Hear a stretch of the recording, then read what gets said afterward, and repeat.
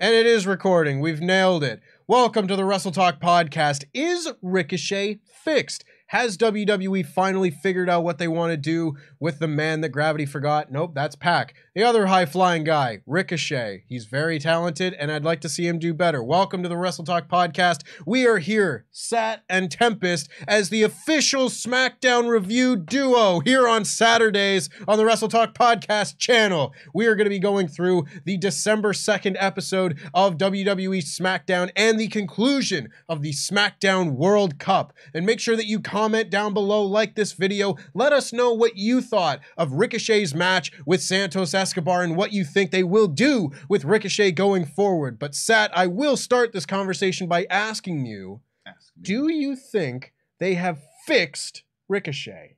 I would like to say the answer is no. Usually I'm not known for being a negative individual, but I feel like with Ricochet, we've been here before.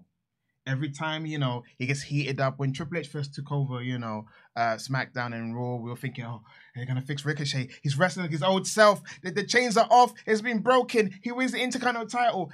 Then, he has it for like a few months. His title reign's okay, but not that great. And then he loses to Gunther. And then he goes a little bit of a slope. And now they're heating him up again for Gunther. Then he's going to lose. And what's going to happen next? I'm always about what happens next. Yes, he's got an Intercontinental title match. Yeah, he won the tournament. You can add the World Cup to the list of accolades for his future, Hall of Fame speech and ceremony and video package.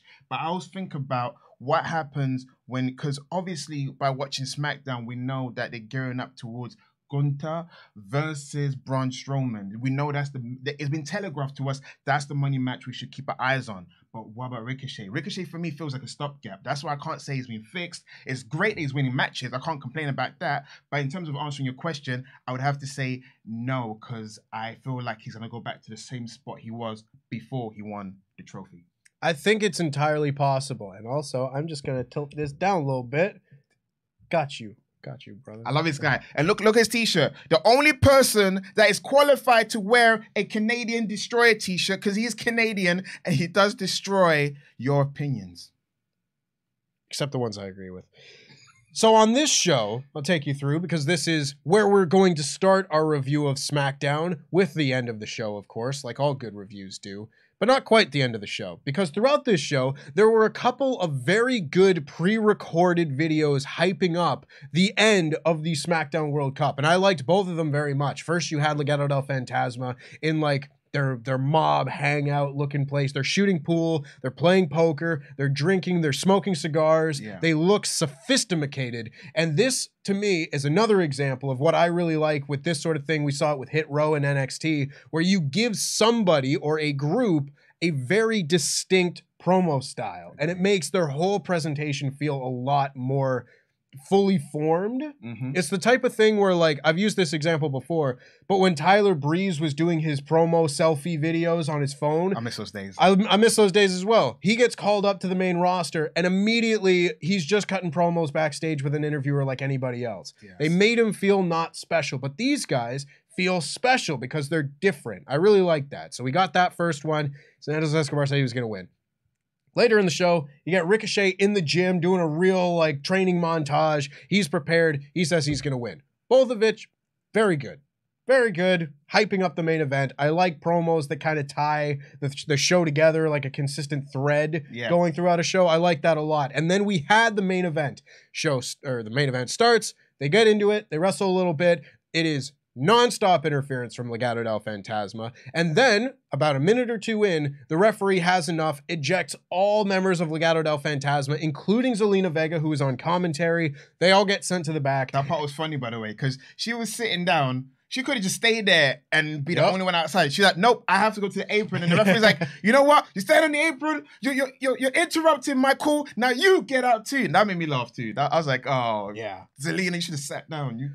I always think it's hilarious when I see something like this because in theory, if you see somebody just get on the apron during a match, you should probably throw them out. There's no warning. It's like, hey, if you do it again, that's too much, but regardless, they all get thrown out. We're allowed to just have our wrestling match.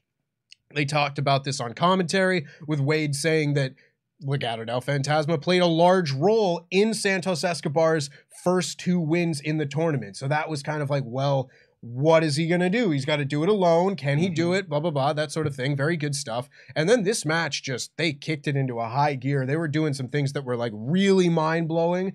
Ricochet tried to do like a step-up move onto the barricade, and Santos got out of the way, and Ricochet just balanced himself on the top of the barricade, which always terrifies me because it's like, it's not like just a flat surface. It's flat, but it's like cushy. Yeah. You know, it's got the cushioning on the top of it. You can easily slip out. It's like that's like Botch City already. You could slip, you could like roll your ankle, you could do a bunch of stuff, but he lands it, does a very good job. Santos Escobar gets up onto the barricade as well, hits a Hurricane Rana on Ricochet to the floor. Mwah. Lucha Underground stars. That's what it was. That's when I was watching the whole match. I was like, "This is Lucha Underground." I mean, that's like Prince Puma and King Kurno. You'll love to see it. There were lots of like Hurricane Ranas and that type of thing in this match. There were Hurricane Ranas off the top rope, a Poison Rana. Ricochet did the spot that all the flippy guys do, where they do the Hurricane Rana and they land on their feet and they look really mean, and it's cool every single time. I don't care what people like Braun Strowman say. I love that spot. I love it every time they do it. And eventually, they both block each other's finishers. One, Santos Escobar goes for the Phantom Driver. It gets countered. Ricochet goes for the Shooting Star Press. Santos Escobar gets his knees up. Eventually, Ricochet finally hits a number of kicks and finally gets the 630 senton. He nails it, gets the win, and he is your SmackDown World Cup winner.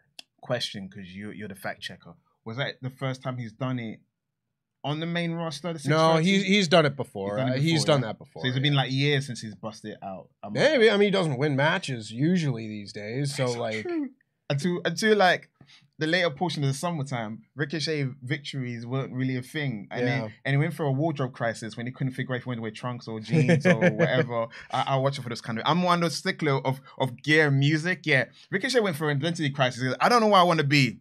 I want to wear jeans for a bit. Now I want to wear trunks again. Now I want to wear shorts. And I'm wearing tights again. I'm getting a push again for this month. And for this month as well, because he goes up onto the stage. They make this a really big deal. They give him the full pyro display. He holds up his trophy. It's a happy ending. And then Walter makes his way out to the stage. They have their stare down. They are going to be wrestling in 2 weeks in Chicago. And I like that. I like that they had promoted the tag title match for next week, which we'll get to. And now we've got another title match for 2 weeks' time. So we can spend a week next week hyping that up even more. I think I'm with you. I'm totally with you in that what comes next. What happens next with Ricochet, because I think this tournament has been a very good way to set up a very top-notch Intercontinental Championship match. We've seen a number of times, like we've seen the 5-ways or 4-ways or whatever it's been since Triple H has taken over. Yeah. These big number one contendership matches that have been very good.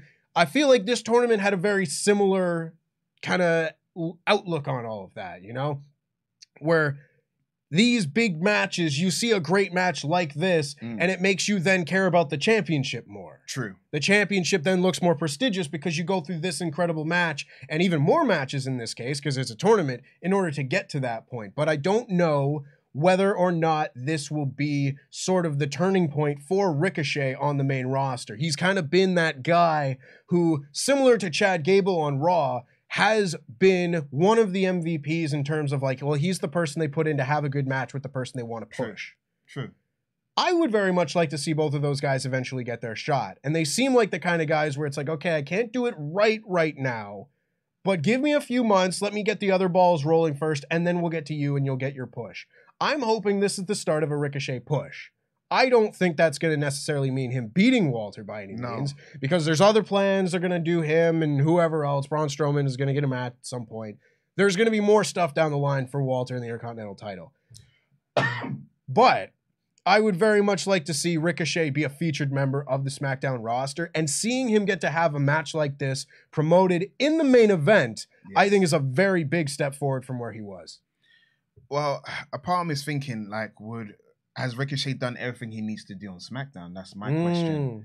Because as I think in my head, the matches he can have on Raw, because I feel like he's faced all like the upper mid card guys. Yeah, you got Santos Escobar, who's relatively new there. He faces Gunther, he faces Santos, and who should he face next? LA Knight. They already wrestled already. They had a little mini whatever it was already.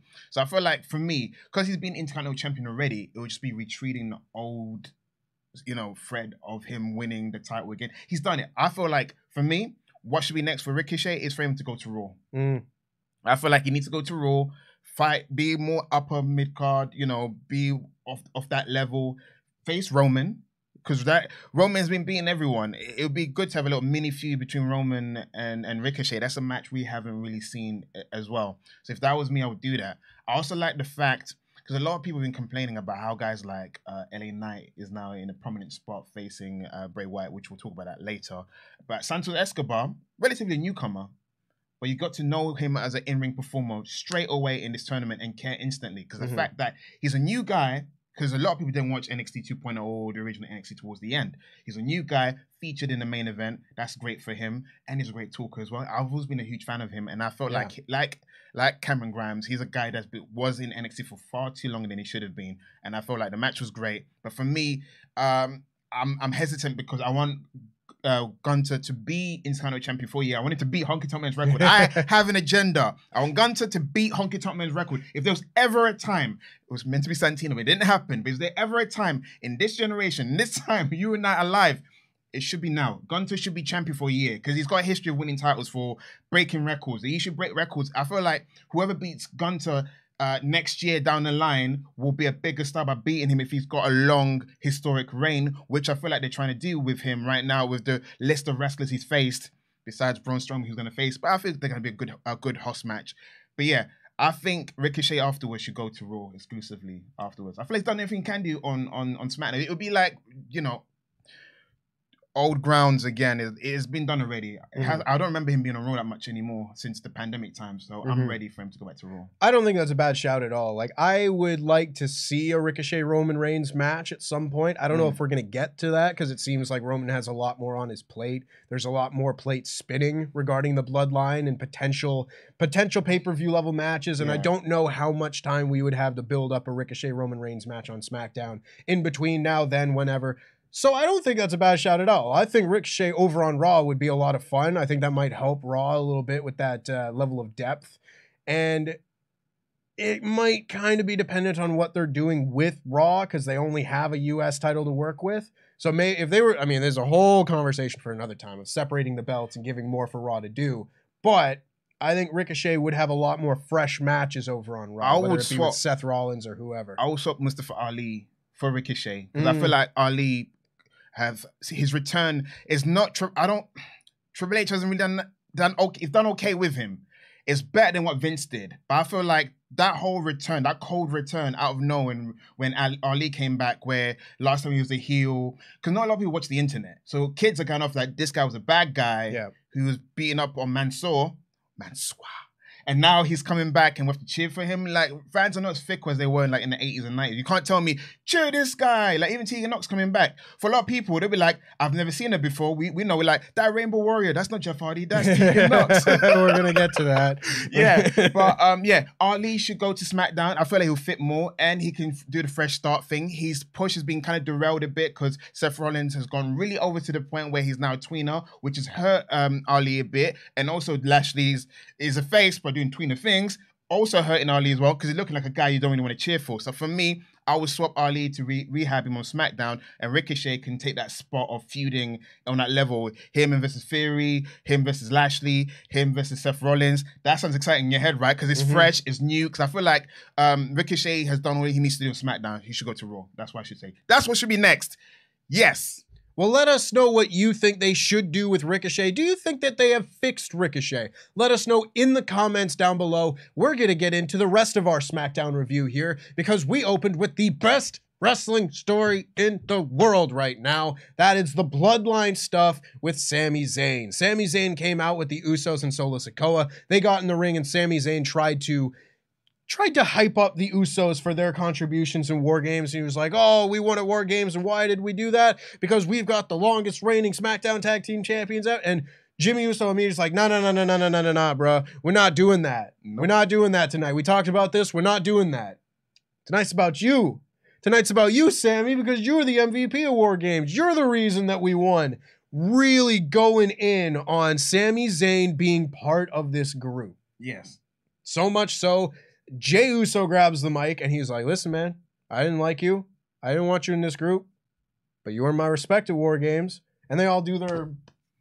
Stereo. Yeah, I mean, they all do their little handshake It deal. takes a level of concentration not to F that up. You know what I'm saying? That takes a lot of practice. Like, I can't, even right now, I don't know if I'm doing anything stereo-wise, but yeah, they did it fluidly. It was beautiful. It was wonderful. And of course, he says that he's feeling Uzi because, you know, catchphrases. By the way, he makes it work, by the way, because when anybody else does it, I'm feeling Uzi, you're like, shilling for t-shirts. But when Sami did it, feeling Uzi. It's something genuine by how he says it. And then I like how he goes, how are you feeling? It's like a setup. I'm feeling Uzi. The crowd like it. Like if the crowd weren't into it at all, I'd really feel like they're shilling t-shirts. And I still do, but when Sami does it, I'm just like, yeah. For me, get your thing. It makes sense. Only Sami can do it. I feel like anyone else trying to write, you know, feeling with the brutey, all those added those additives on Uzi. Yeah, that's not realistic. I feel like the best catchphrases or the best things that get over the fans are organic ones. And then what WWE tends to do, especially under Vince era, and they're kind of doing it a bit here, is they'll drive it to the ground. They'll be like, look, we know the joke. We're in on the joke. We're so cool. We know the joke. We're in on the joke. Buy a t-shirt. That's the joke. Yeah, you're absolutely right. But this was then interrupted by Sheamus and the Brawling Brutes, and I didn't understand Sheamus's promo. I listened to it back a few times. He said like he didn't want to beat up a fellow ginger, but he would. And then said that by the end of the night, Sami would have a smile on his face. And I think he maybe stumbled over that line because he was like, let's fight. And then he just went to the ring.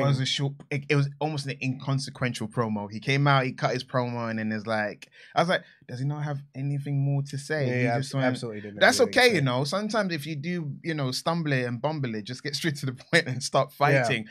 By the way, Sami Zayn's theme music is painfully generic. When they're all coming out together, I was like, this is like a B show, like a main event, you know, show kind of theme. He needs a better theme. Or unless they're doing it on purpose, he had such a whack theme, so when he goes back to his old theme, we'll be rejoicing, even though allegedly Sami doesn't like his old theme. Allegedly. I think he's playing into that. Yeah? I think so. That theme is so good. He said he couldn't make it. He made it work. Like people were saying, that's too much of a babyface theme song, and he made it work as an obnoxious heel. Mm-hmm. Who does that? He did it. You know, then was like, I like this song, and then when he starts dancing, I hate his dancing. Yeah, man. If they do the match or whatever in Montreal for Elimination that Chamber song, and they play that song, you that crowd, you gotta pull it out. That crowd will sing along and it'll be magical.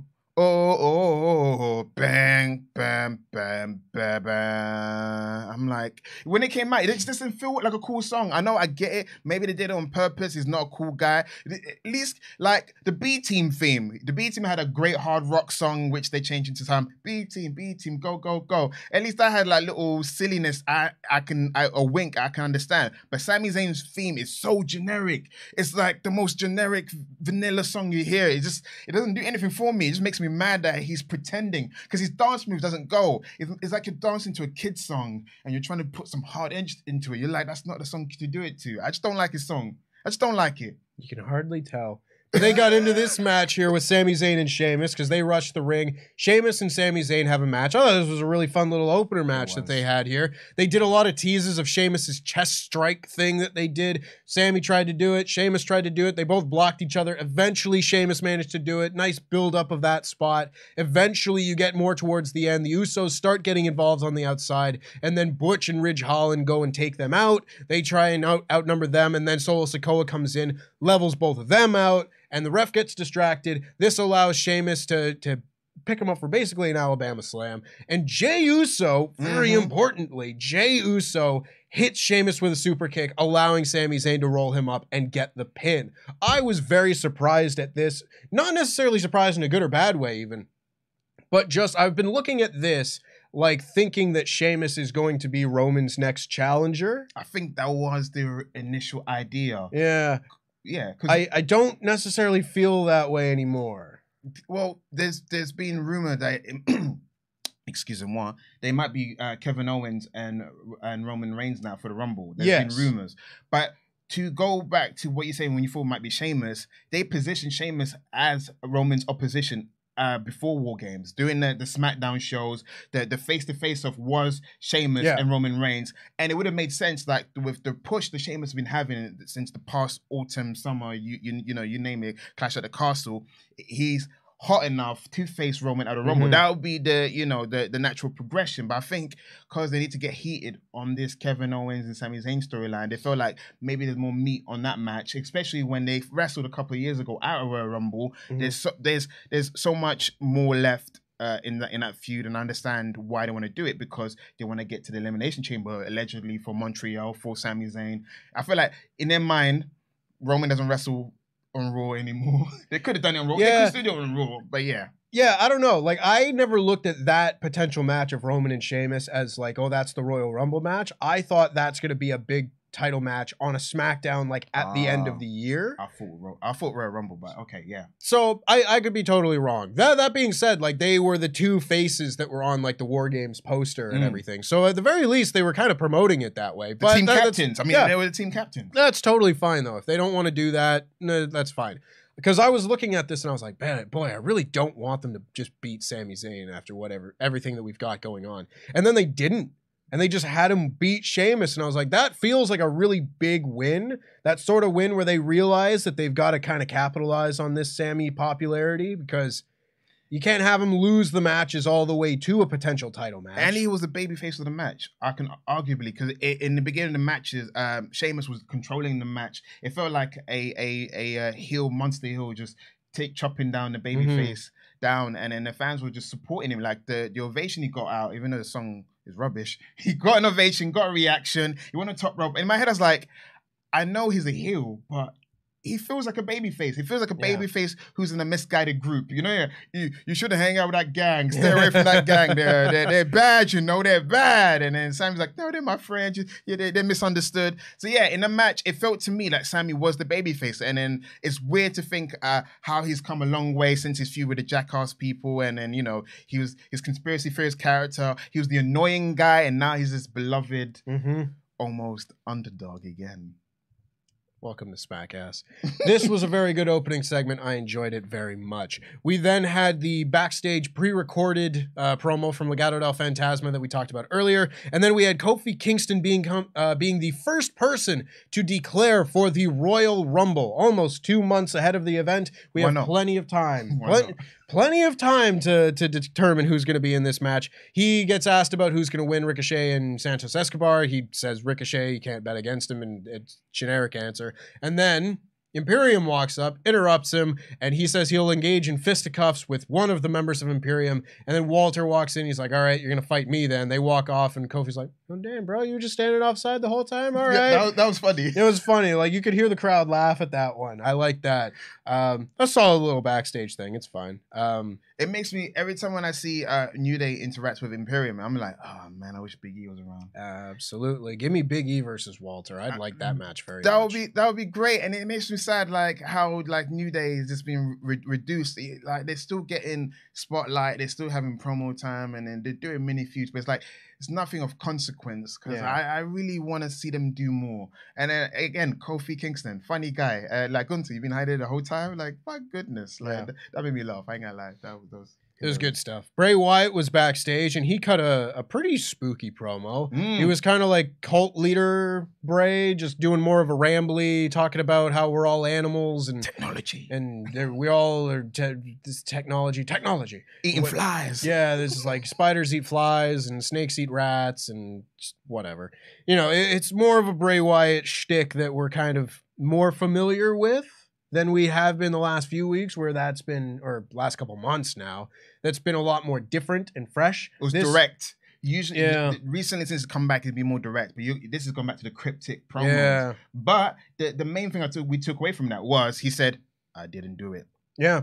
He said that he didn't do it, but if he had, there'd be nothing left of LA Knight. So it would lead one to believe that, in fact, Uncle Howdy is a different person or something.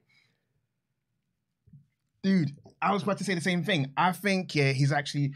We're led to believe that is a split personality thing because of the Fiend and children's character Bray Wyatt. Yep. So we're trained on the law of Bray Wyatt. We're not meant to believe him. This guy never knows when he's got a personality disorder or not. So I'm with you. I believe that Bray's not doing it. Uncle Howdy is a real physical manifestation of him that probably escaped or whatever. But Uncle Howdy is real. He's framing Bray, and we're going to find out probably after Rumble or probably close to Elimination Chamber that Uncle Howdy is a real person. And maybe it might be Uncle Howdy versus Bray at WrestleMania. Who knows? Who could possibly think of that idea? Make sure that you check out Adam Blompe's latest booking video, how Adam would book Bray Wyatt, Uncle Howdy, over on partsFUNknown. Just went up yesterday. It's very good.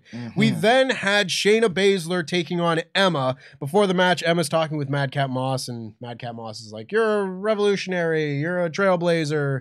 None of this women's revolution happens without you." And I was like, this is a bit of a reach. Like, she's a very important part of that NXT crew and everything, but like, I don't know. I felt like a bit of a reach. Listen, I know Paige and Emma, they're the two that started it. But I'm happy they're saying that. They didn't say it after they released her, because when she was there, they weren't really doing much with her. So I'm glad she's getting her flowers. Yeah, in your mind, it's a bit of a reach, but she did help. Even though it's Madcap Moss, you're trying to get in there. If you're trying to get in there with someone you like, you can, blow smoke up the tuchus and say, hey, you're number one. I love you. I want you, baby. You are the sun and the moon and the stars. I'll do the same thing too. I don't think it would be that hard to wrap my head around necessarily if she just like kind of was more competitive in a lot of these matches. I liked her more in this. The Ronda match was almost like we were getting gaslit into that was a great performance. It was okay, kind of clunky in that match. I felt like she was more fluid in this match. But again, she doesn't work as a generic face. Dana's not doing nothing. Reunite as a tag team. I was a fan of that team, by the way. The mean girl shtick between Dana and Emma, and then Emma's old heel theme, and I was into that. I was a fan of theirs. As you can clearly see, I was a fan. Yeah, Emma's a little bit generic at the moment, unfortunately. She gave Madcap Moss a kiss on the cheek. That was lame. Kiss it on the lips. Are you that short? You can't reach his lips. Tell him to put his head down and kiss his lips. No, you got to ease into it. I didn't think there was like a ton to this match. It was fine. It was quick. Shayna won with the Kirifuda clutch.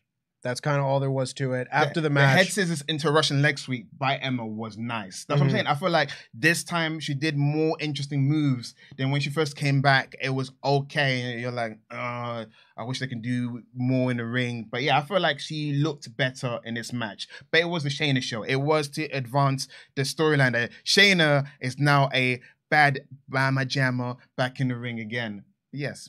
Fair enough. And after the match, Emma almost got her arm broken by Shayna, and then Shotzi came out to make the save, except she didn't, because Shayna just immediately took her down and tried to break her arm, and then Raquel, the one-armed woman, made the actual save. Hot dog. I cannot fathom for the life of me why they did this Shotzi thing, like with Ronda or any of this, because in kayfabe, on this show, Shotzi sucks. She goes in there face to face, like fair fight against someone who is worn down, just had a match, and does nothing. Gets immediately taken down and needs to be saved. You're right. You're saying, what was the point of Survivor Series if they're going to put her back to probably less than where she was standing before? I have no idea. That's because, as we all know, they're telegraphing it. Raquel's the money match. It's going to be Raquel versus Ronda. Probably Raquel versus Shayna for a number contender match to face Ronda. I don't mind it because I do think Raquel is, of all the women in that whole vicinity with Shayna, she's the threat. And also, Ronda and Raquel had that good match. So I, for me, want to see a rematch between them two. Raquel has improved leaps and bounds since NXT. She had 2 left feet in NXT. I didn't have any faith in her. But since she's come to SmackDown, she's almost like a completely different performer. She's more comfortable in the ring. And that powerbomb that she does, the Tiana bomb, she's finding new ways of putting people up. I'm ready. I think that match will be like fine. Yeah, I'm all on board for having Raquel and Ronda Rousey because the pickings are slim on SmackDown, and we'll get to that in a moment. Next up, We had Lacey Evans is going back to boot camp. I'm into that. Back to basics. She's, in an army, and then there's a voiceover narration by a woman saying, she's like gelling in with the crowd. She's not really doing much. Now she has to go back to basics to find herself again. Listen, Triple H was handed wherever he was handed, and he didn't have time to pivot. But this is a great time to rehab Lacey. I know in your mind you're thinking they've done it again. We spent the past year her being rehab, but no, they're trying to make her a tough sergeant, and I don't mind that. You maggot! I want her to use the Cobra Clutch as well. Let's go all the way. Hey, Slaughter, are you doing anything, Sergeant Slaughter? Manage her, something. You maggot! I don't know how you can rehab someone who was never good. Oh, don't give me that. Lacey's got potential. She looks like a star, and she got basic fundamentals. All you have to do is just put her in for a little bit more in terms of seasoning and bring out the oven. Seasoning. Voila. The Mae Young Classic was years ago. Exactly, it was years ago, and Vince McMahon, he was like, I love a blonde. Yeah. Put on the main roster before she was ready. She wasn't ready. She's been learning on the job. She's better than what she was when she was facing Becky those years ago. She's got potential, and she can cut promos. She cuts believable promos. That's important. We're in sports entertainment land. Promos are great. Her ring skills will catch up eventually. I care not for Lacey Evans, and I would like to thank her for allowing me to figure out what the inside of my skull looks like as I rolled my eyes into the back of my head watching this. Not a fan. Get ready next week. There'll be more vignettes. There'll be more of the ladies. She'll be like, get ready. She might come back to the Rumble and ready to wrestle. Can't wait. The enthusiasm is great. The enthusiasm is great. We then had the Ricochet promo that we talked about earlier, and then we had Walter taking on Kofi Kingston. I thought this was a fun little match. It wasn't like the big promoted Walter match that is the culmination of an Intercontinental Championship thing. It's not him versus Rey Mysterio. No. It's not him against, Shinsuke Nakamura or any of the other ones. Obviously not him and Sheamus by any means. But it was still like it's a fun match because to me, Walter is one of the few people on this show that is extremely distinct. His matches do not feel like other people's matches. No. So even if it is just a fun TV match, his fun TV match will still feel different from any of the other TV matches. What I enjoyed about the match is that he actually sold a lot for Kofi. Kofi got to kick out of the powerbomb because people have to remember, Kofi Kingston's a former WWE champion. I ain't forget. Whoever's booking this surely has, because even in the booking his match, it was the booking of the champion facing this gallant babyface. It should be this former WWE champion, who could probably potentially beat Gunther in the ring. But the match was good, great back and forth between them. Like I said, Kofi Kingston kicked out the powerbomb, and then Gunther got to debut a new finisher. He did indeed. And this was another case where Braun Strowman came out and Braun Strowman ran off Imperium as they were trying to get some interference going. I don't want to see that match. I mean, the match will be good, I'm sure, but it will be. I'm gonna be sitting there crossing my fingers and toes the whole time. I don't know what you're worried about. You know exactly what I'm worried about. Gunther is a Triple H guy. Yeah. Braun was more of a Vince guy because he got taken away from Triple H really early. But he sees the value in the monster, but not enough to ruin plans. Gunther's going to WrestleMania. Think about this. You're thinking like WrestleMania season's coming.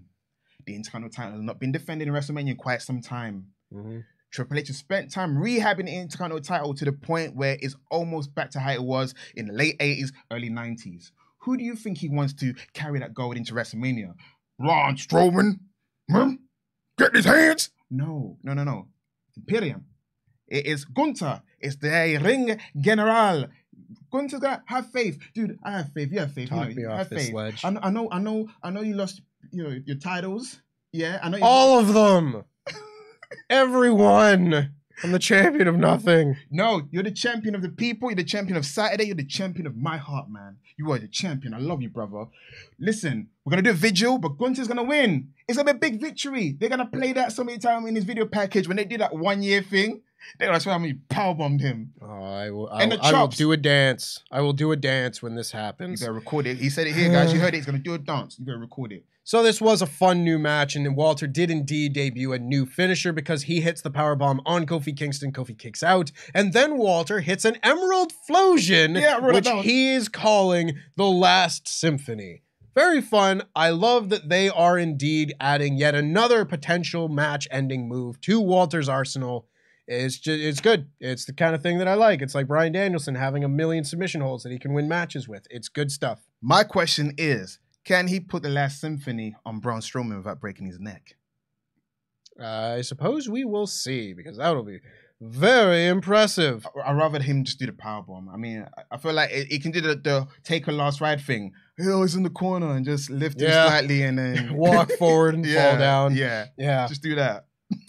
So then, after we had that match, we had the Bloodline about to leave the building, and Sami Zayn and Solo Sikoa go off and walk ahead, and the Usos have a little brotherly heart-to-heart. Jimmy Uso's like, man, Sami Zayn in the Bloodline, and you're on board with it. I never thought I'd see it. And Jay's like, yeah, man, I didn't think this was going to happen either. Jimmy's like, did you ever get a chance to talk to Sami about why he lied to your face? And Jay was like, nope. But the tribal chief said that all he needed to do was look into his eyes and he'd see what he needed to see. That needed to be addressed, because that's the elephant in the room. It's kind of like, Jay, you're cool, but he did lie to your face. He's like, yeah, but Roman says. But another thing as well, I feel like that word, the words that Roman said to Sami is going to be echoed again down the line about. Oh yeah, I think we may think, oh, Roman looked him in the eye and he saw what he needed to see. What he saw was, you're a liar. If you're lying to my cousin, that means you're one day going to lie to me. Because don't forget, Roman Reigns was once a paranoid individual. Paranoid, just sociopath. He's still a paranoid sociopath. His title means a lot. He's like, you infiltrated my group. You're trying to get close to the title. I do believe it. Because even Solo, I don't know, I'm maybe reading too much into it. Solo hasn't been that friendly lately towards Sami. I've noticed this as well. I don't think that's nothing. Because there's the moment at the very end of War Games where they're all doing kind of like their arm-in-arm linked group hug thing, and Roman and Jay are still just kind of giving Sami a look. It's like all this is happening, but I do think that they're the ones that are in on what's really happening. And don't forget, there was a time when Roman just took Solo out. It was him and Paul that had to leave the arena, wherever it was, and he said, the Usos, you watch out for Sami Zayn. I feel like Roman's being like, guys, this is what's going on. I don't trust this guy's in blood. Like, he's a liar.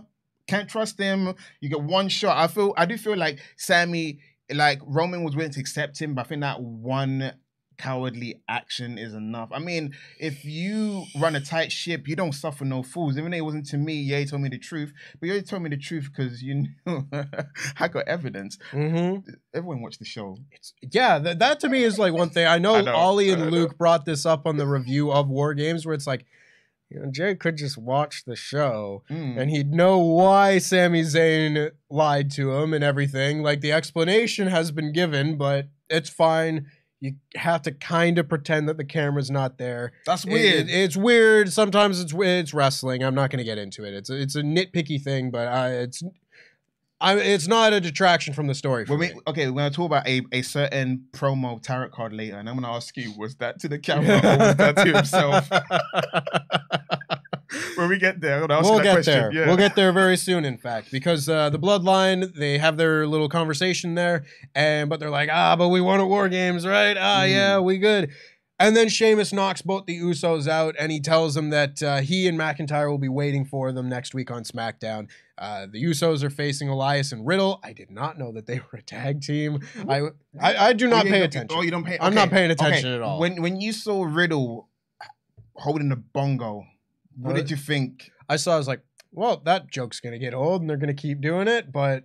No, I don't know what happened to... There was like certain weeks when Elias wasn't that much at Raw when they started this whole little interaction, if you will, because they haven't really been... They've started teaming kind of, but yeah, I feel like Randy Orton has taken such a long time to come back. They need to figure out a way to prolong the inevitable split. So they're like, Elias... Yeah, let's do it.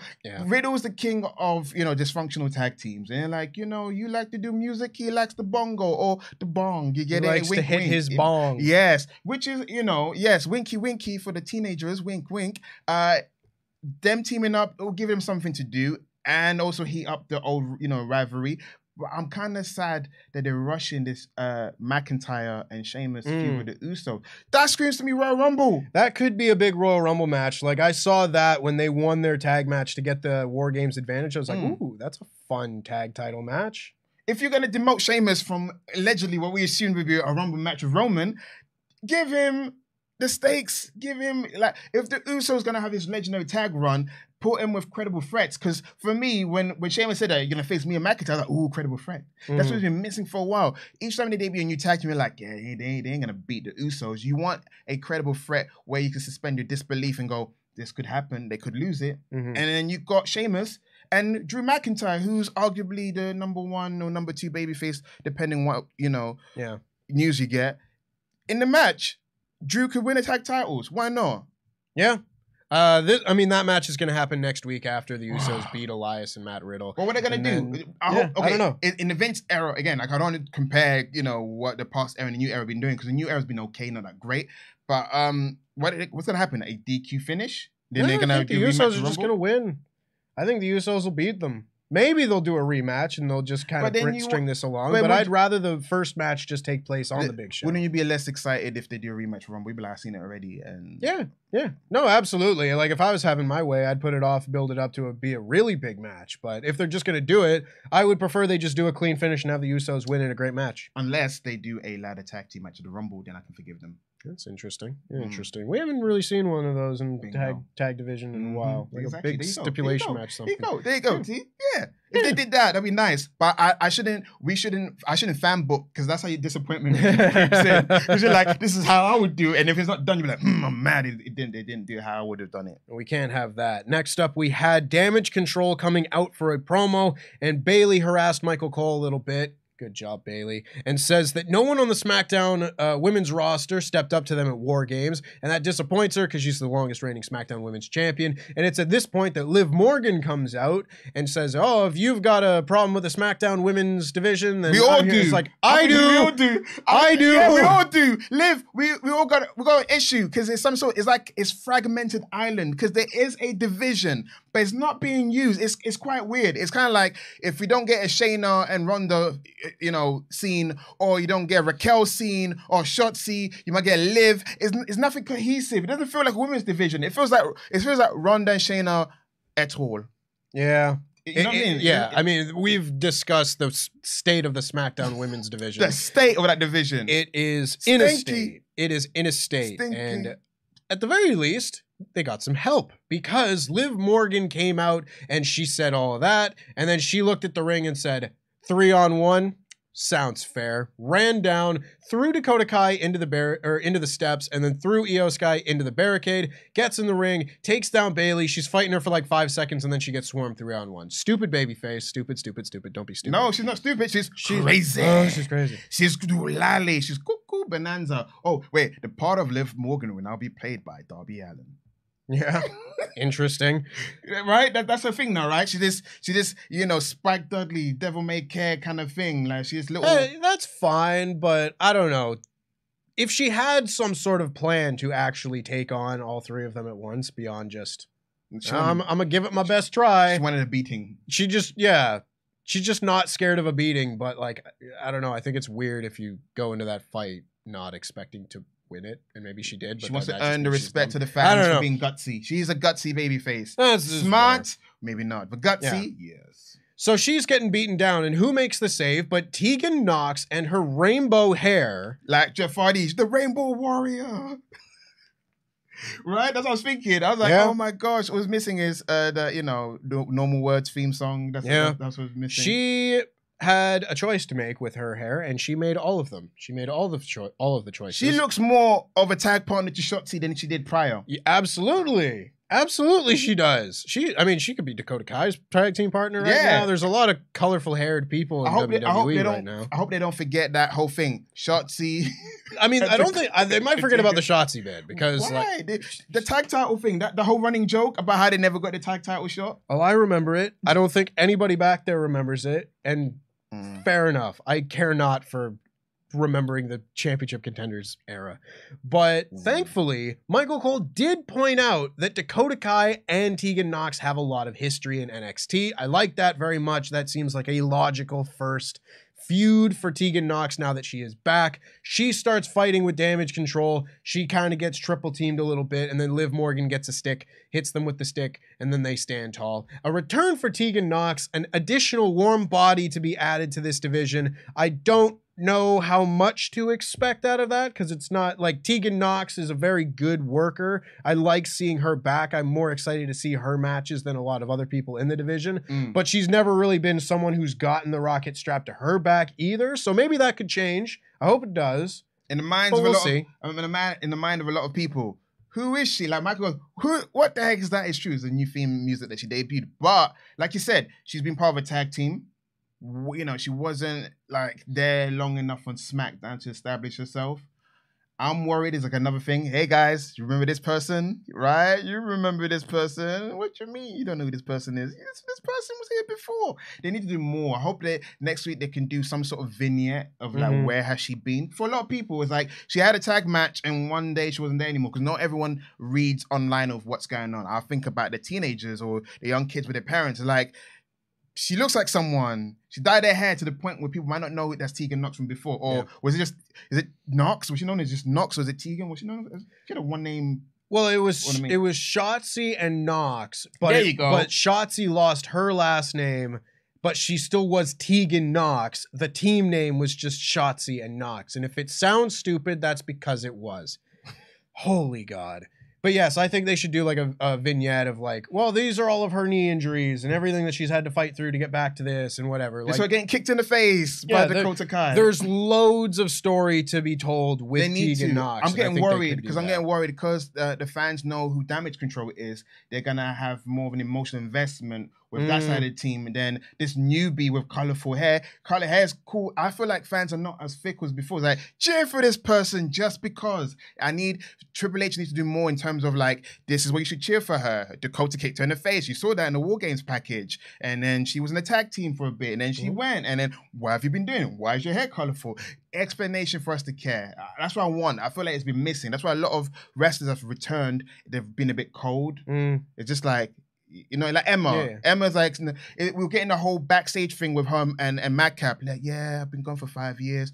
Put that in the promo package. Make us care. Make us feel like, oh, you know, it's a confidence issue. I mean, in this case, it's the first week, so I'll give them a little bit of time in order to make that happen. But I totally agree. And then we had Karrion Kross cutting his backstage promo with Scarlett reading her tarot cards.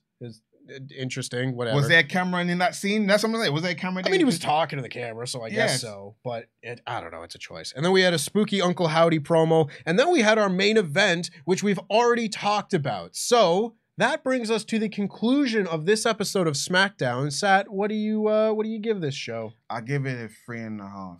I feel like the Gunther and the Kofi Kingston match was great. Santos Escobar and Ricochet, you know, they tore the house down. That's like almost like a small portion of what they did in Lucha Underground. So I feel like the match was great. And then also establishing new rivals for the Usos. I feel like they put a lot of moving pieces. The return of Tegan Nox. They are moving things along, even though we don't have a December pay-per-view show, but they are having shows ready for SmackDown and Raw for the next few weeks. So I feel like 3.5. Room for improvement, but not bad.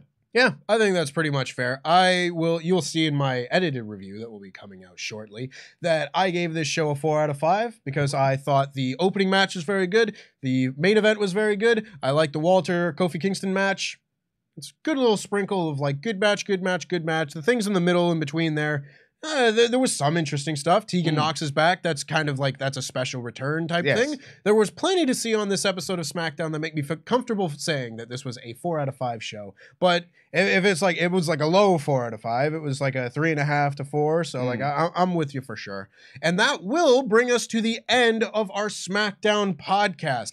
Thank you very much for watching this show. Make sure, of course, that you like this video, subscribe, enable notifications to always on, so you never miss another podcast just like it. We will be back next week for continued coverage of all things wrestling when Luke and Pete review Monday Night Raw, and then we just keep on going. We're into the end of the year. I'm running out of steam. We're into the end of year content, so there's going to be a lot more podcasts coming in the weeks to come with our Wrestler of the Year award, our Match of the Year award, Pay-Per-View of the Year, Worst Match, and Worst Pay-Per-View. There's loads to look forward to, so make sure you're subscribed to WrestleTalk Podcast so you don't miss a single one of those. Sat, it's a new day. It's a new day. It's a Tempest and Sat era, baby. Because you know they love to say era, but we actually like to say era. It's a new era here. Tempest and Sat era. It's going to be great. You want to scissor me? Scissor me!